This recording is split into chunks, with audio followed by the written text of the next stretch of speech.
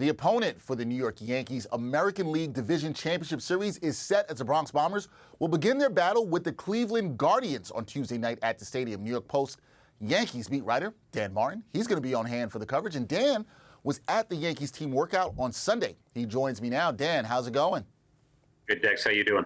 I am doing well. It is postseason baseball time for the Yankees, and we're going to talk about that. Now, Dan, let's start with the news that came out Sunday surrounding Aroldis Chapman, who will not be on the roster for the division series. Chapman did not show up for a team workout on Friday. So what's going on here, and could we see Chapman in any potential future series this postseason? It's hard to imagine that Chapman will be back unless something really goes wrong in their bullpen. They were pretty upset that he did not show up on Friday for that workout. For him, it was important. Obviously, he's had a terrible season. They're trying to get him right. And more importantly, they wanted him to throw live batting practice to some of the guys that are coming back, whether it be Matt Carpenter or maybe DJ LeMahieu, guys that needed some work. And he was supposed to be there. He didn't show up. After the season ended on Wednesday in Texas, the team let guys go back home. So he went to Miami, which was fine. But then Friday doesn't show up. So, yeah, I mean, Cashman said how upset he was. Boone was clearly upset. So it's hard to say or envision a scenario in which, he's off the roster in the ALDS and they advance and they bring him back for the LCS. He's a free agent at the end of the year. It's been a pretty, horrendous contract for him. Just poor performance, certainly in the postseason, some, very memorable in a bad way, home runs in the playoffs. So this looks like an ugly end to what's been pretty much an ugly tenure for Chapman in the Bronx. Yeah, it's hard to see even teammates welcoming back with open arms later in this postseason. Hard for me to see that as well. Now, the Yanks rotation, Dan, for the DS, it's set. Gerrit Cole, he'll get the ball for Game 1 against Cleveland. Nestor Cortes in Game 2 and Luis Severino in Game 3. Was Cortes the better option to start Game 1 considering his more consistent season and stronger finish? You can make that argument, certainly. Whether it was better or not, I don't know. I mean, Gerrit Cole is paid like the ace. He's expected to be the ace. The Yankees need him to pitch like an ace if they want to win a World Series. So I don't really have a problem with them going with him Game 1. And it works. He's a right-handed pitcher.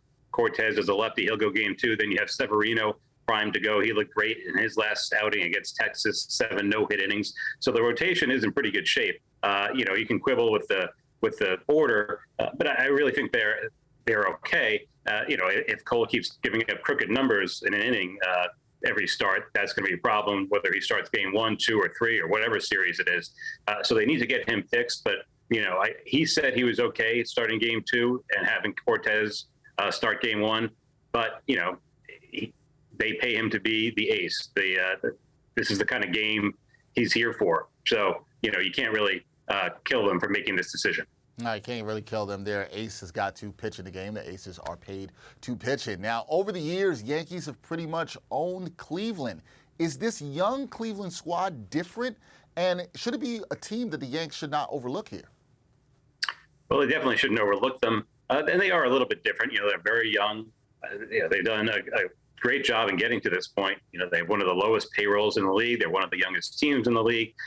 So maybe that youth will serve them well in this situation. Maybe the history against the Yankees won't be as much of a factor. But look, the AL Central's been terrible for years, and the Yankees have tended to beat up on the AL Central in the playoffs, whether it's Cleveland or Minnesota.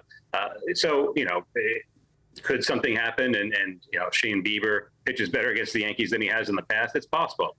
They've got Tristan McKenzie, who pitched very well against the Yankees during the regular season, and they have Clase, who's the closer, who's been great. So they definitely have some weapons. They have the youth. They had a great September and beginning of October in running away with the AL Central. So yeah, every time we have this kind of matchup, you're trying to look for reasons why maybe the Tigers or maybe the Guardians in this case might have a better chance against the Yankees than in years past, or certainly the Twins, different managers. But, I really think this is the matchup the Yankees wanted. Sounded like Giancarlo Stanton was ready for it today when he said, they like this matchup. So, I think the Yankees should do well in the series. All right, you said you think the Yankees should do well in the series. I got one more question for you, and I hope you do better than our Mets beat writer Mike Puma, who sidestepped this. What's your prediction, Dan, for this series? How do you see the series going? I would think the Yankees will win in 4 games. Okay, Yankees in 4. See, there's a prediction. Mike Puma Not that hard. Mike Puma was not willing to do that. He pretty much said both teams will play hard. That's what he did there. That's what he did. I thank you, Dan. I appreciate the prediction, all your insight. We will talk to you more as the ALDS gets started on Tuesday with the Yankees in the Garden. Thanks again, Dan. Thanks, Tex.